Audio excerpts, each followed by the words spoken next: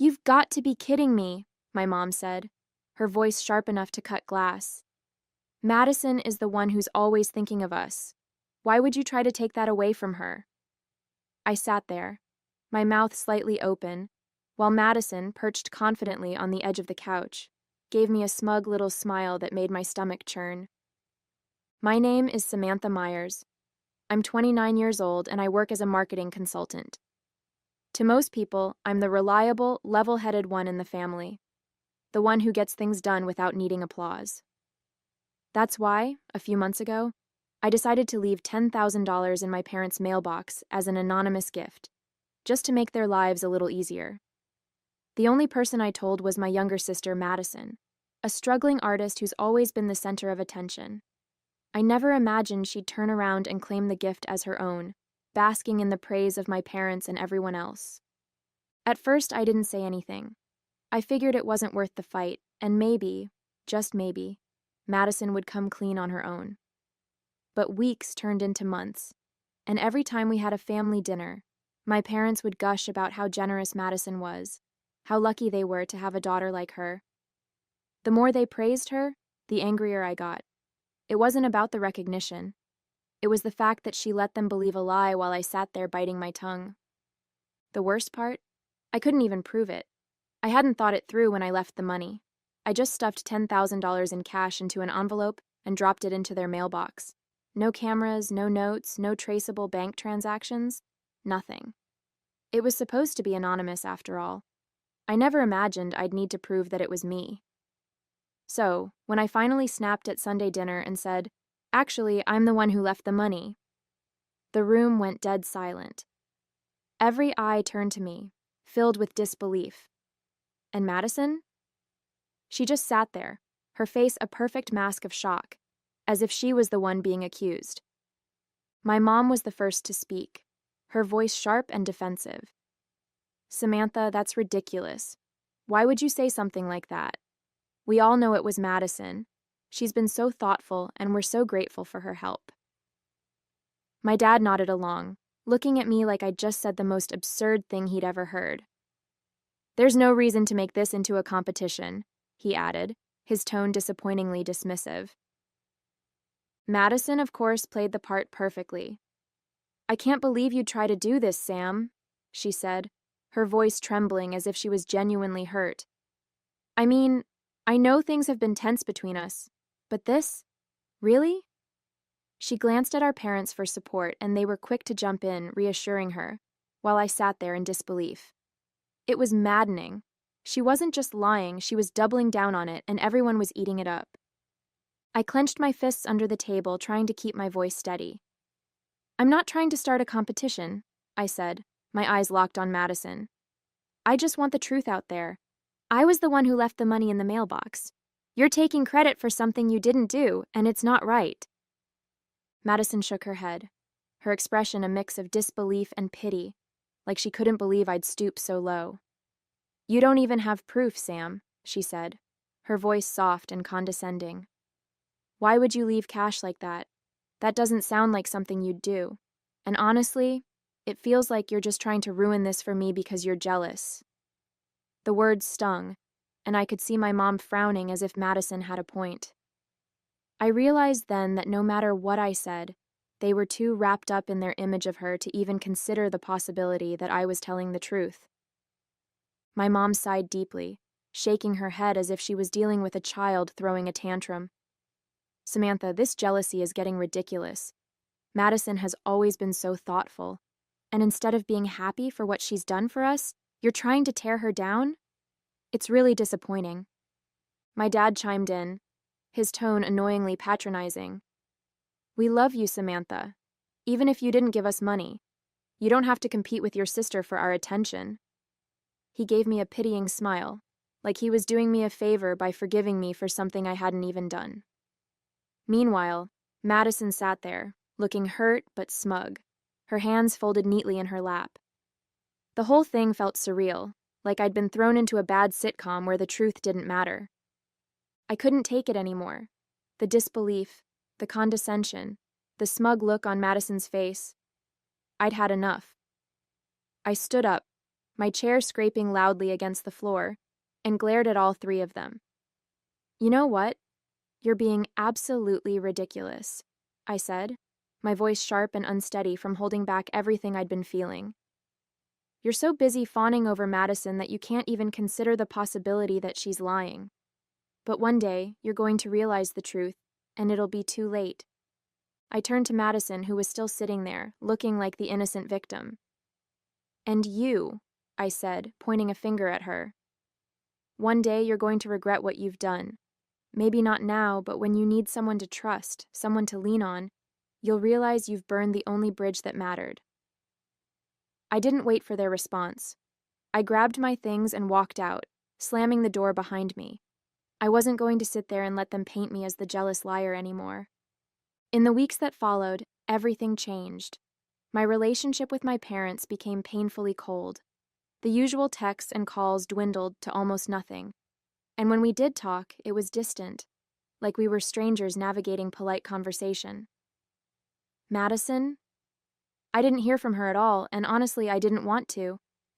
Every family event or gathering, I found some excuse to skip. The thought of sitting in the same room with her, pretending like nothing had happened, was unbearable. The only person I could lean on was Katie, my best friend. One night, over a bottle of wine at her apartment, I finally let it all out. "I don't know what hurts more," I said, my voice cracking. "That Madison could do this to me, or that my parents were so quick to take her side?" Katie didn't interrupt, just listened, nodding with that empathetic look she always gave when I needed her the most.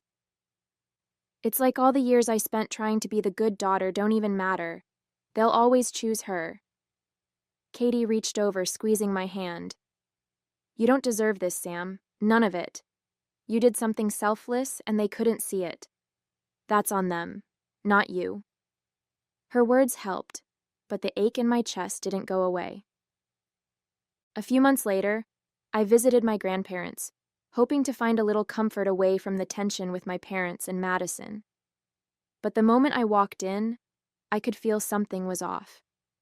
The usual warmth wasn't there. Instead, I was met with awkward nods and forced smiles.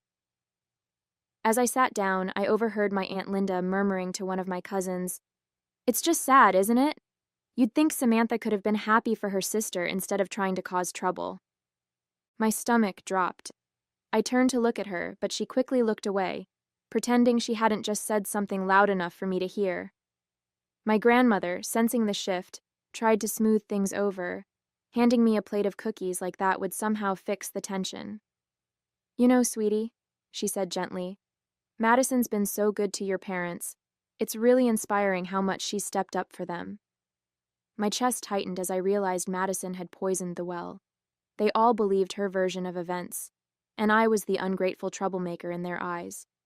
I stayed just long enough to be polite, but by the time I left, the lump in my throat felt like it would never go away. Leaving my grandparents' house that day felt heavier than I expected. The words I overheard replayed in my mind like a broken record, each one stinging more than the last. It wasn't just the unfairness of it. It was the realization that Madison had gone out of her way to tarnish me to people who were supposed to love me. It was infuriating, but more than that, it hurt. And when I got home, I sat in my car for a while, gripping the steering wheel and staring at nothing. The worst part wasn't just that my family believed her lies. It was knowing that no matter what I said, they'd already made up their minds. Sitting in my car, I reminded myself of the cold, hard truth. There was no way I could prove it. I had been so focused on making the gift anonymous that I hadn't left a single shred of evidence. No receipts, no bank transfers, nothing. Just an envelope stuffed with cash dropped into their mailbox. And since everyone believed Madison, what could I do? If my own parents didn't trust me, what chance did I have with the rest of the family? It felt like I was screaming into a void, and no one cared enough to listen. The reality was painfully clear. There was nothing I could say or do to change their minds. All I could do now was walk away and try to rebuild my life without their approval. As I sat there staring blankly through the windshield, a single thought kept looping in my mind. I needed a miracle. something out of the ordinary. Something that would turn the tables and finally make them see the truth. It wasn't enough to just walk away. I wanted justice. I wanted them to know who I really was, not the villain Madison had painted me to be. But what could that miracle even look like? I had no proof, no way to back up my side of the story. For months, I'd stayed quiet, trying to keep my dignity intact, but now it felt like silence was my enemy. Something had to give. I just didn't know how or when, but deep down, I held on to the hope that someday, something would happen to expose Madison for who she really was. Just as I was spiraling in my thoughts, my phone buzzed on the passenger seat. I grabbed it, expecting a spam notification or a random update. But when I unlocked it, my heart skipped a beat. It was a message from Madison. "Hey, Sam. I really need to talk to you. It's important." I stared at the screen, my emotions swirling between anger, suspicion, and curiosity. Madison hadn't reached out to me in months. The timing couldn't have been more surreal, but I couldn't ignore the sinking feeling in my gut that whatever she wanted, it wouldn't be good. Still, a part of me couldn't resist the urge to find out what she had to say. I stared at Madison's message for a long moment, my thumb hovering over the screen. Every instinct told me to respond right away, to demand to know what she wanted. But then I stopped myself. Madison had spent months twisting the narrative and letting everyone think the worst of me. She could wait. I put my phone down and decided not to let her urgency dictate my response. Whatever was so important could wait until I was ready. The next day, after a long night of restless sleep and careful consideration, I finally replied, "What's so important, Madison? Make it quick." I wasn't in the mood for games, and I wasn't about to let her think I was eager to hear from her. Madison replied almost instantly, like she'd been waiting for my response. "Can I come over? I really need your help, Sam. I'm in a tough spot." The tone of her message was pleading, which wasn't like her. Madison rarely admitted to needing anyone, let alone me. I debated for a moment before typing back, "What kind of help are we talking about?" I wasn't about to let her waltz in and dump her problems on me without a clear explanation. Whatever this was, I wasn't going to let her manipulate me into another mess. Not again. Her next message came quickly. "I'm struggling financially. I can't keep up with everything, and I don't know where else to turn. Please, Sam, just hear me out." I let out a bitter laugh, shaking my head at the irony of it all. Madison, the golden child who could do no wrong, was now coming to me for help. The same sister who'd lied to our parents and dragged my name through the mud was suddenly desperate enough to ask for my assistance. Part of me wanted to ignore her, to let her deal with the mess she'd made. But another part, the one that still wanted some sort of justice, knew this might be the opportunity I'd been waiting for. I typed back, "Fine, come over tomorrow. We'll talk." If she wanted my help, she was going to have to play by my rules this time. The next afternoon, Madison showed up at my door, looking nothing like her usual self. Her hair was tied back in a messy bun, her face pale and drawn, and she was wearing an old hoodie I hadn't seen in years. For a moment, I almost felt sorry for her, but then I reminded myself why she was here. "I didn't know where else to go," she said, as I stepped aside to let her in. She sat on the edge of my couch, fidgeting with her hands, avoiding my eyes. "Things have been really hard, Sam. I'm behind on rent, my credit cards are maxed out, and I can barely afford groceries. I don't know what else to do." I leaned against the wall, arms crossed, keeping my tone steady. "So, you're asking me for money?" I said bluntly. She flinched, but she didn't deny it.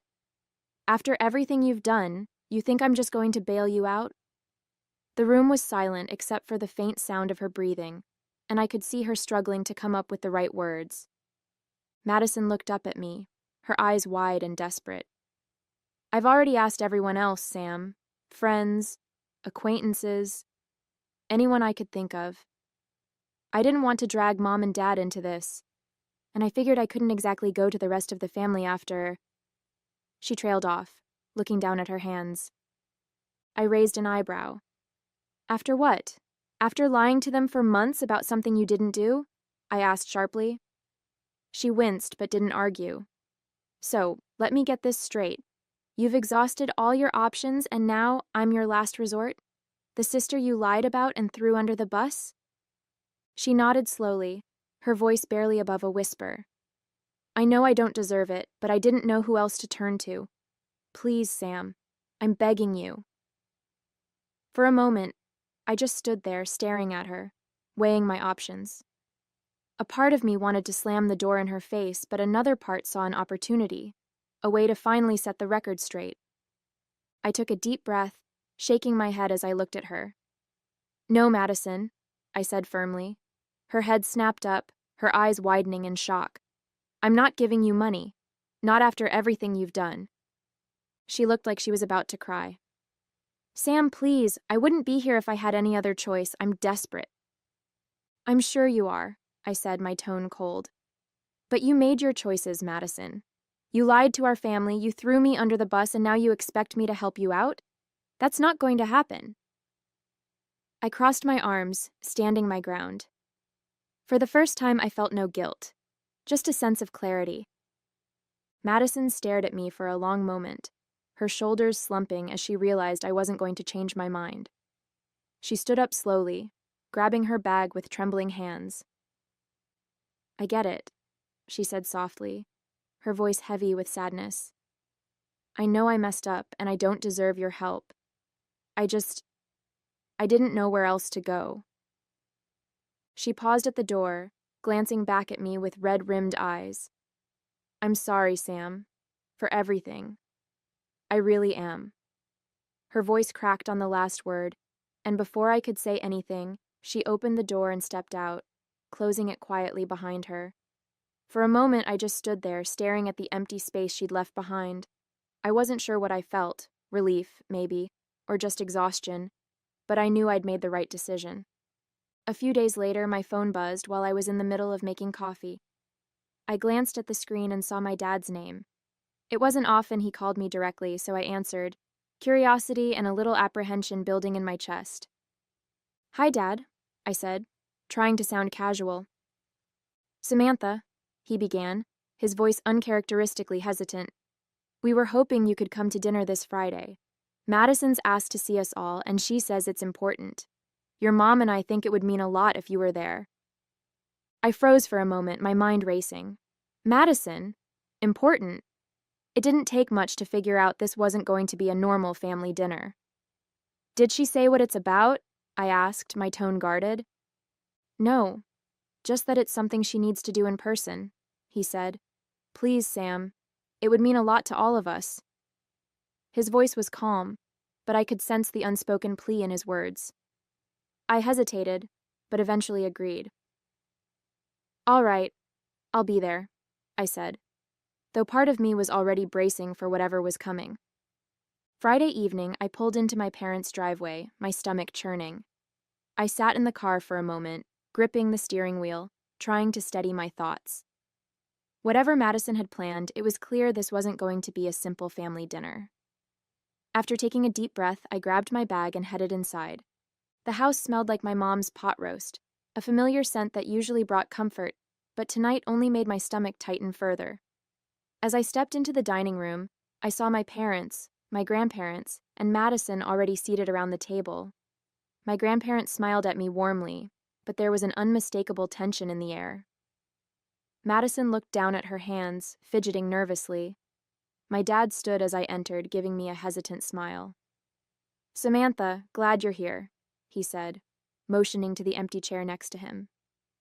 I nodded silently, taking my seat, my gaze flickering to Madison, waiting to see what this important meeting was really about. Just as the awkward silence began to stretch, Madison let out a shaky breath.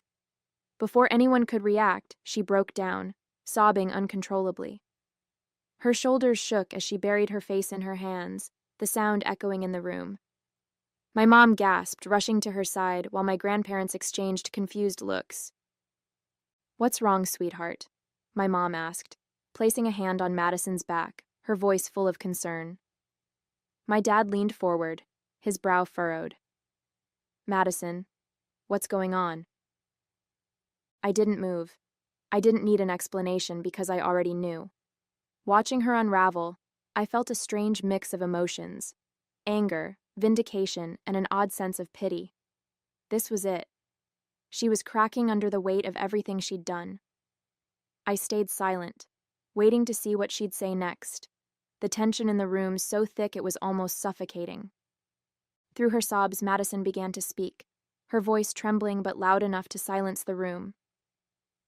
"I can't keep lying anymore," she choked out, tears streaming down her face. "The $10,000, it wasn't from me.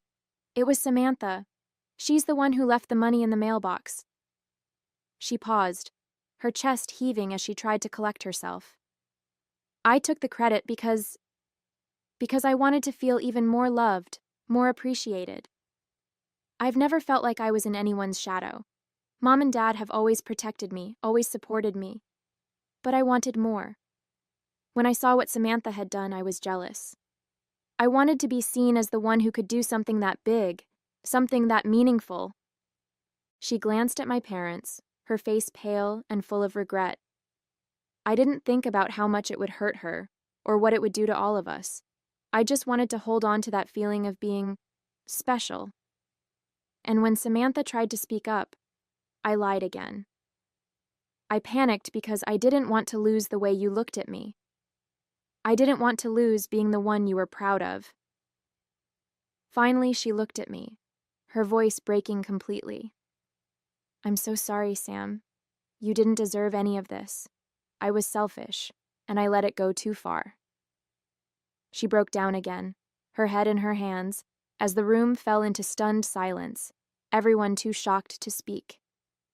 As Madison spoke, I sat frozen in my chair, a storm of emotion swirling inside me.